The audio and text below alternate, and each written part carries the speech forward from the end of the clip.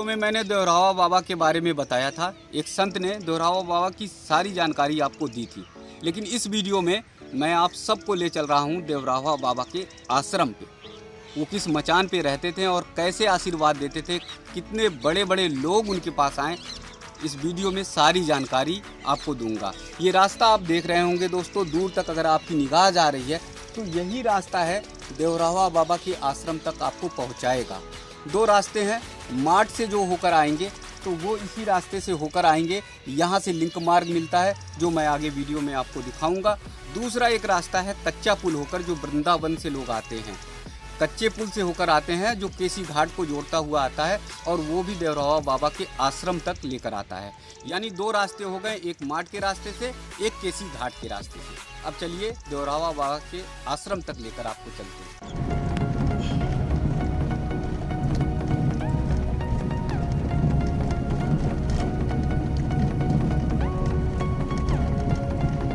तो दोस्तों आप पहुंच चुके हैं देवरावा बाबा के आश्रम के स्थल के पास, और अब यहाँ से मैं प्रवेश कराऊंगा आश्रम में। आश्रम में क्या क्या चीज़ें हैं वो सारी चीज़ें मैं बताऊंगा। कहाँ पर बाबा की समाधि स्थल है, कहाँ पर बाबा का मचान है। यहाँ से आप देख रहे होंगे कि बड़ा सा गेट है, इसी गेट से आप एंट्री कर सकते हैं देवरावा बाबा के आश्रम में। विशाल बड़ा आश्रम है, परिसर में 100 बीघे के ज़्यादा ये परिसर में स्थान पे ये आश्रम बना हुआ है। और यहाँ से आने के लिए मैं आपको बताऊंगा कि 3 रास्ते हैं। अगर बाबा के आश्रम में आप आना चाहते हैं, दूर दराज से आना चाहते हैं, तो 3 रास्ते होकर आएंगे, जिससे आने से आपको सुविधा होगी। एक रास्ता मार्ट की ओर से आता है, और मार्ट की ओर से आते हुए ये रास्ता इधर देखेंगे तो ये मार्ट की ओर से आता है। यही रास्ता एक दूसरा रास्ता इसी से जुड़ा हुआ है, लिंक किए हुए है, वो रास्ता है केसी घाट होकर। केसी घाट से वृंदावन के लोग होकर आ सकते हैं, केसी घाट पार करेंगे और वृंदावन से होकर यहाँ पर आ जाएंगे बाबा के आश्रम पे। एक तीसरा रास्ता ये है, जहाँ आप देख रहे होंगे अभी बन रहा है, चूँकि कुंभ की तैयारी चल रही है तो रास्ते का निर्माण बहुत तेज़ी से हो रहा है। इस रास्ते का नाम है देवरावा बाबा घाट, और यही पीपे का पुल है। इस पीपे के पुल से पार होकर आते हैं।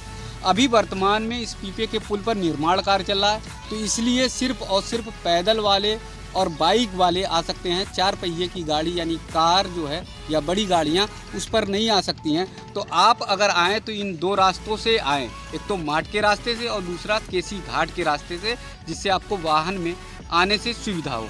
अब चलिए आप सबको ले चलता हूँ आश्रम के अंदर।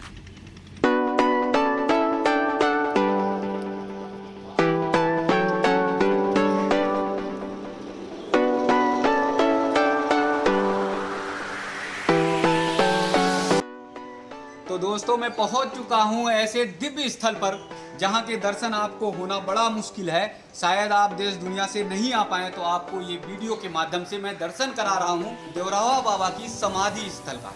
समाधि स्थल का दिव्य दर्शन आप देखेंगे तो आप भी अभिभूत हो जाएंगे, आपका भी मन जो है वो पवित्र हो जाएगा। यहाँ पर जैसे मैंने बताया था वीडियो में कि ये घंटे लगे हुए हैं, यहाँ घंटे पर आप बाबा जी के जयकार लगा सकते हैं, जय घोष लगा सकते हैं और बाबा जी का आशीर्वाद ले सकते हैं।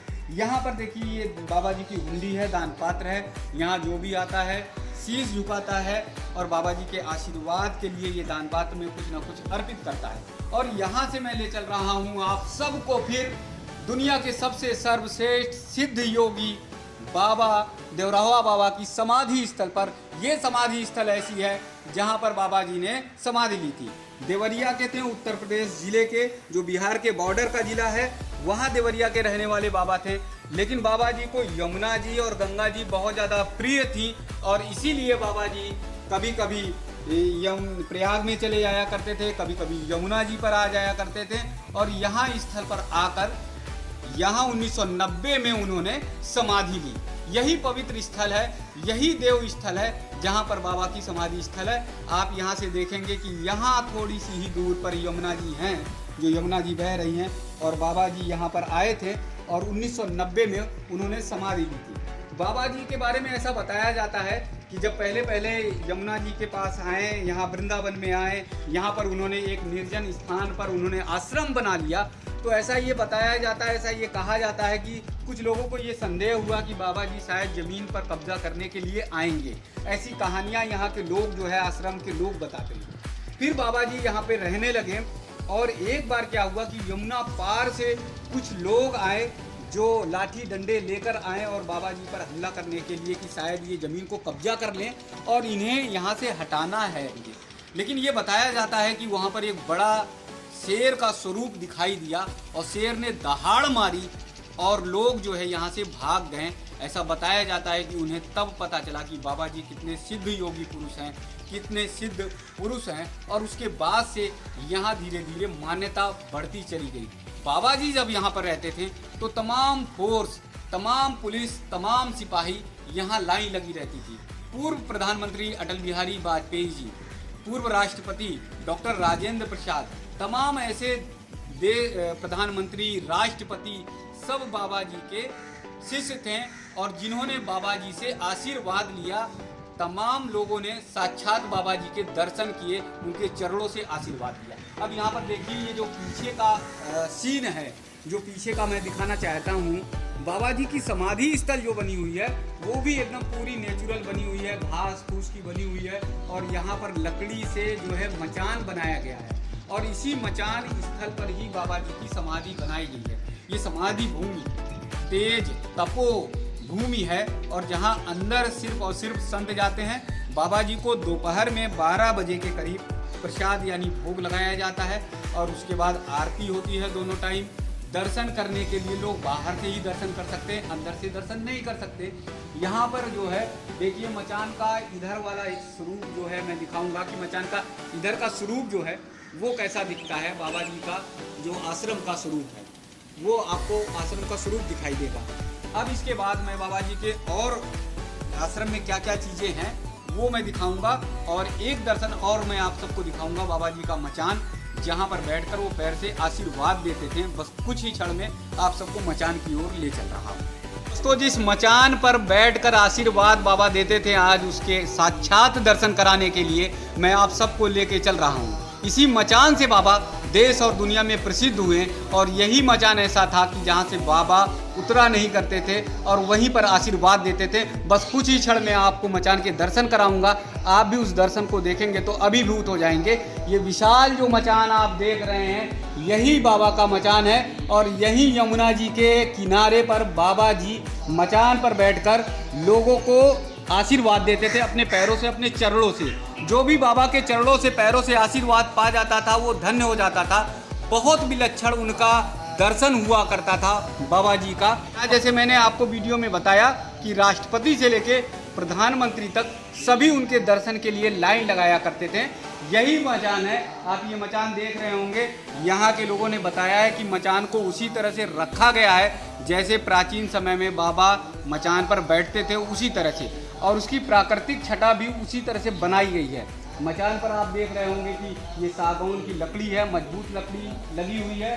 बाबा जी यहाँ पर विराजमान है, उनकी तस्वीर है, प्रतिमा के रूप में भी बाबा जी ऊपर वहाँ पर विराजमान है, उसे भी मैं आप सबको दिखाऊंगा। और ये मचान जो है पूरा नीचे ऊपर बना हुआ है और ऊपर जो है बाबा इसी ऊपर बैठे रहते थे और यहीं से श्रद्धालुओं को दर्शन देते थे। अब मचान की मैं परिक्रमा भी कराऊंगा क्योंकि ये परिक्रमा आपके जीवन को धन्य करने वाली है, क्योंकि बाबा जी का दर्शन और बाबा जी का आशीर्वाद जो वो लोगों को मिल जाता था तो वो सौभाग्यशाली मानते थे, अपने आप को बहुत पवित्र मानते थे और धन्य हो जाता था उनका जीवन। आपको यहाँ दिखाऊंगा, ये गर्भगृह है। बाबा जी यहाँ कभी कभी जाया करते थे, विश्राम के लिए, आराम के लिए जाया करते थे। हालांकि बाबा जी को कोई देख नहीं पाता था कब आते थे और कब जाते थे।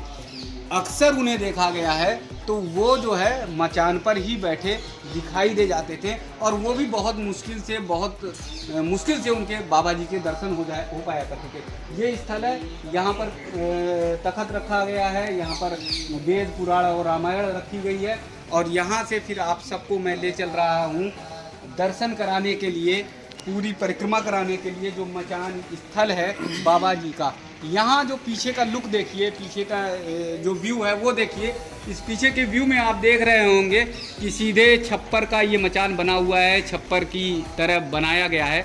इसमें जरा भी बहुत परिवर्तन नहीं किया गया है, यानी बाबा जी ने अपने उसमें ईंट और पत्थरों से दूरी बनाई रखी। घास फूस में रहने के लिए वो सबसे ज़्यादा पसंद किया करते थे, तो इसलिए घास फूस में रहने के लिए छप्पर पर बाबा रहा करते थे और यहीं पर आशीर्वाद देते थे। तो ये बाबा जी का मचान है जो मैं आप सबको दर्शन करा रहा हूँ, आप सबको दिखा रहा हूँ। आश्रम में ऐसे लोग भी मिले जो बाबा जी का, जिन पर आशीर्वाद था और बाबा जी से लंबे समय से जुड़े रहें।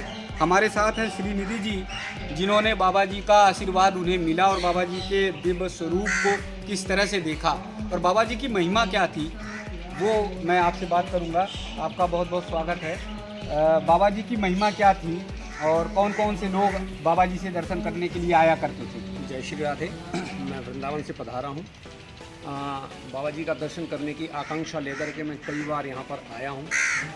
एक बार मैं आया तो मैंने क्या देखा, उस समय का दौर था सन 80 का दशक रहा होगा, जिस समय ज्ञानी जैल सिंह जी यहाँ आए और बाबा जी का आशीर्वाद लिया। तो उस समय ये जो मचान जो था ना, संभवतः यही मचान था।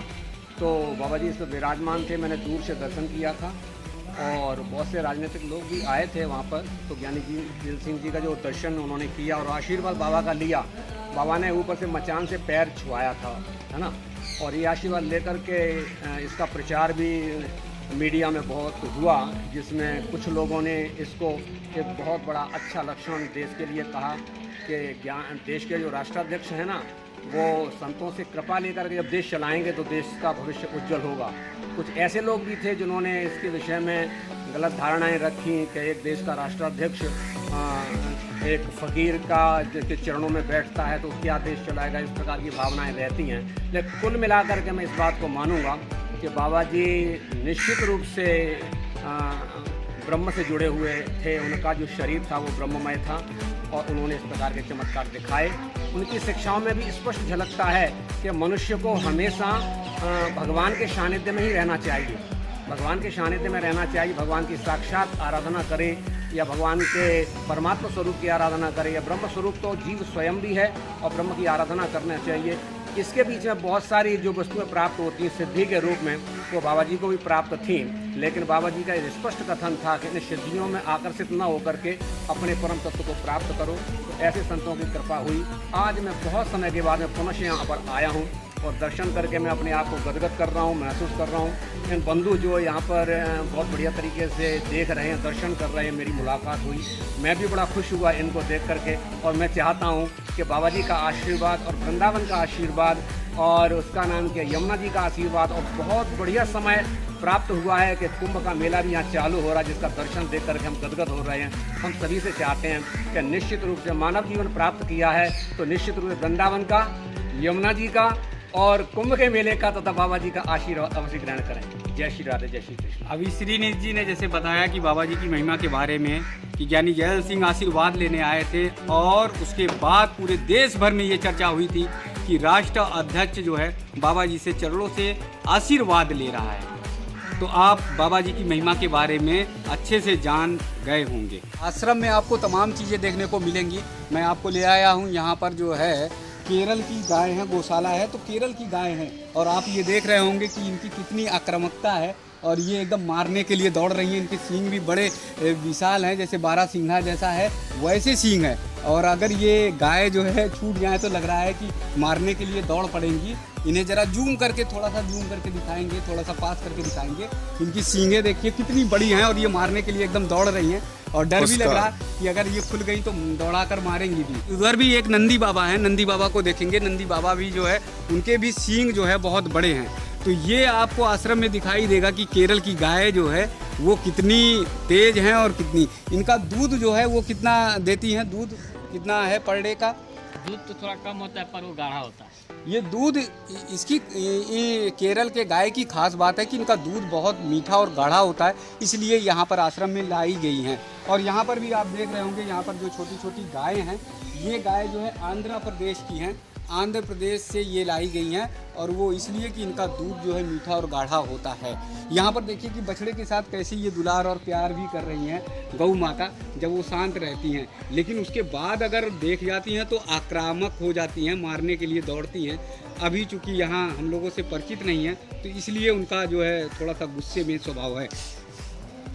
दोस्तों, देवरावा बाबा आश्रम के बारे में मैंने तमाम आपको जानकारियाँ दी, मगर आश्रम में जब मैं पहुंचा तो तमाम ऐसी नई नई जानकारियां मुझे मिली मुझे लगा कि ये सारी जानकारियाँ आप तक पहुँचनी चाहिए, इसलिए पार्ट 1 में ये सारी जानकारियाँ दिखा पाना संभव नहीं हो रहा था। मैं पार्ट 2 आपको लेकर आ रहा हूँ। मेरा आप सभी लोगों से निवेदन है कि देवरहवा बाबा आश्रम के पार्ट 2 वीडियो को ज़रूर देखिएगा, तभी आपको देवरहवा बाबा के बारे में पूरी जानकारी मिल सकेगी।